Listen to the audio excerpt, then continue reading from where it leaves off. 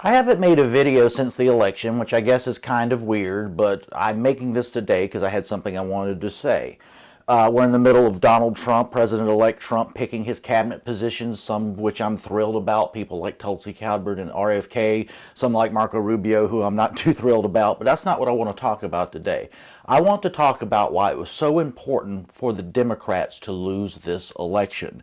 And I am not the hyper-partisan, oh, Republicans are great, Democrats are always bad, and I'm not that person. There was something happening in this election. It's been going on since Trump was elected, maybe even before that, but we could get into that maybe. The Democrats needed to lose for two primary reasons, and both are related to basic liberalism. First of all, Democrats told us over and over that if Donald Trump was reelected, that he would be a fascist dictator, that he would be an authoritarian. Even though we didn't really see this Hitler they imagined in the first term, we were definitely going to see it in the second.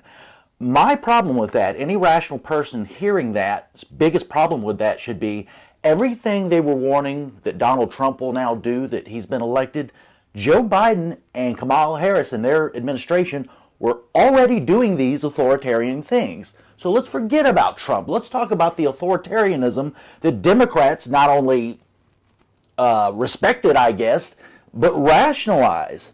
If you weaponize the government against your political opponent, as the Biden administration did against Trump, whether it was in the courtroom or elsewhere, lawfare they call it now, that is the act of a dictator. If you talk to your average Democrat, oh, all of these charges are totally rational and justified, and it's not authoritarianism. It's not weaponizing the government. They were comfortable with it. If you're trying to put your political opponent in prison because they are your political opponent, that is authoritarian. That is what a dictator would do, and that's what was happening throughout the 2024 campaign. Trying to throw your political opponent off ballots, which happened in numerous states, at the behest of Democratic Party leaders is also something that happened. The Supreme Court rightfully and understandably overturned that, but that's what the Democratic Party did in this election, tried to throw Donald Trump off of ballots. That's what an authoritarian and a dictator would do. If the federal government reaches out to social media platforms and implies and threatens them to not say things that are not politically advantageous for them and to censor the views of people who might vote for Donald Trump or the Republicans, as we know through the Twitter files and so many other things, that's what an authoritarian dictator might do. Okay, that's the first part of why Democrats had to lose this election. Everything they were warning Trump would do, now that he's been elected as a dictator, they were already doing and they were fine with it. That is not liberal democracy. That is tin pot dictator, third world banana republic garbage, and they were fine with it, and we're going to be fine with it if Kamala Harris had won. Thank God she didn't. Now I want to get to part two of why Democrats had to lose this election, and it also relates to liberalism. I've been saying for a long time now, and I'm not the only one, that we have a First Amendment in this country. We have free speech.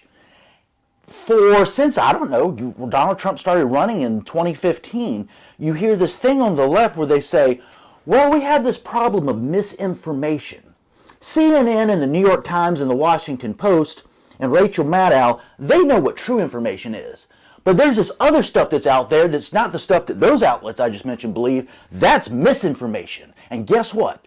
It's not protected by the First Amendment. Neither is hate speech. Both of those we need to regulate. We need to have the government involved. It would help if we could regulate social media, because one of the biggest offenders is D.C. and Congress have not been able to do one thing in regard to the rogue corporations of social media. And doing something about this sort of speech.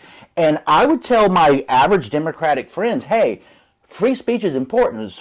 We need to support the First Amendment. This is the United States. We believe in the Constitution. They would say, absolutely.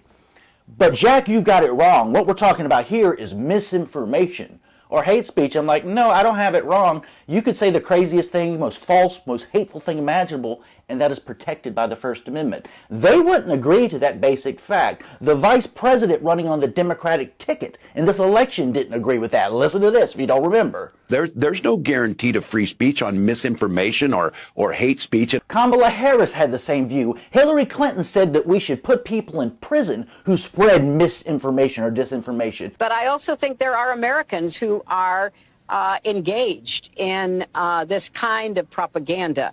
and whether they should be civilly or even in some cases criminally charged. You have an entire Democratic Party who contrasts with Donald Trump, who says stupid anti-free speech stuff like, let's put people in jail for a year for burning the American flag. Totally anti-First Amendment. If he ever actually tried to do it, would receive so much pushback. But then the Democratic Party, you have a consensus from the top in the leadership to the average person who voted for Kamala Harris, who believe that misinformation and hate speech are not protected. The government needs to regulate that, and that's what they were voting for. That was what was on the ballot in this presidential election, and they got beat. So my point would be, the reason Democrats needed to get beat in the 2024 presidential election, if you are fine with authoritarian behavior, if Joe Biden's doing it, and you are no longer fine with free speech in the way that we have understood it historically in the history of the United States, and I can't reason with you that those are two bad positions, what do you do with people like that? You don't do anything with people like that. You beat their ass and you beat it badly. The Democrats needed to lose in this election because those viewpoints, those anti-freedom, authoritarian viewpoints needed to die. And these people who had rationalized them and wanted to promote them and thought they were okay needed to get beat electorally, and they were. So the lesson of this election for me is you can't, and I don't know what's going to happen with these people. Do they learn any lessons? I don't know. But I know they didn't need to be in power, and this dangerous anti-liberal, illiberal attitudes and views needed to be defeated. And they were, and thank God they were beat as badly as they were. I hope you learned some lessons. I don't know what else to say.